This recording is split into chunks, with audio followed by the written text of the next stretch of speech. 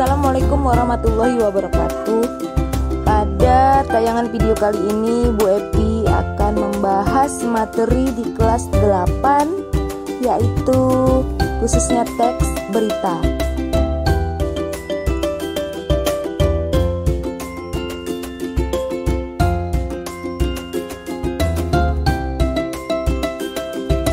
Nah, teks berita merupakan teks yang berisi peristiwa atau kejadian berupa fakta yang akan disiarkan di televisi, radio, maupun media cetak atau media situs digital. Untuk ciri teks berita, berita itu bersifat objektif dan faktual. Berita juga menyajikan peristiwa yang sedang terjadi, tetapi bukan sesuatu yang umum terjadi setiap hari.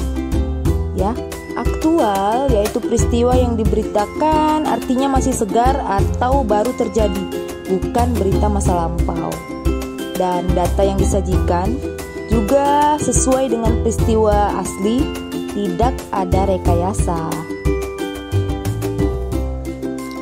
Unsur-unsur berita ada 6, yang kalau ke dalam bahasa Indonesia disingkat dengan adiksimba.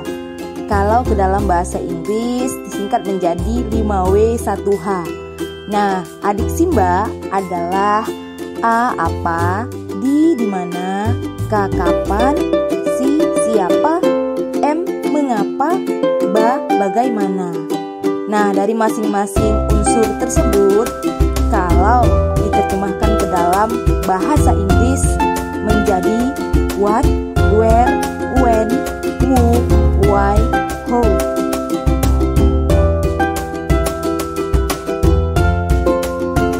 Kaidah-kaidah kebahasaan di dalam teks berita. Teks berita menggunakan bahasa baku, menggunakan kalimat langsung, menggunakan konjungsi bahwa, menggunakan konjungsi temporal, contohnya awalnya, akhirnya, kemudian, dan lain-lain, dan konjungsi kronologis. Kemudian teks berita menggunakan keterangan waktu dan juga menggunakan kata kerja mental. Struktur teks berita. Struktur teks berita ini berbentuk seperti piramid atau segitiga terbalik, yang di dalamnya memuat judul. Nah, judul ini adalah bagian sangat penting karena dapat digunakan untuk memikat pembaca agar tertarik membaca isi dari teks berita tersebut. Kemudian kepala berita atau teras, ya, yang isinya memuat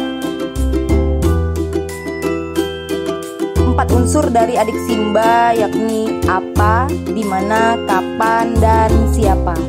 Kemudian struktur tubuh berita. Bagian atau struktur dari teks berita berikutnya adalah tubuh atau badan yang merupakan inti dari sebuah teks berita.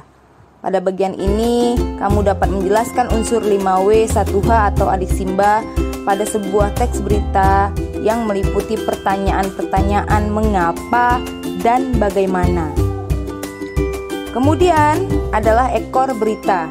Bagian atau struktur teks berita yang terakhir ini adalah memiliki fungsi untuk memberikan informasi tambahan atau pendukung kepada pembaca. Nah, demikianlah pembahasan kita mengenai materi teks berita.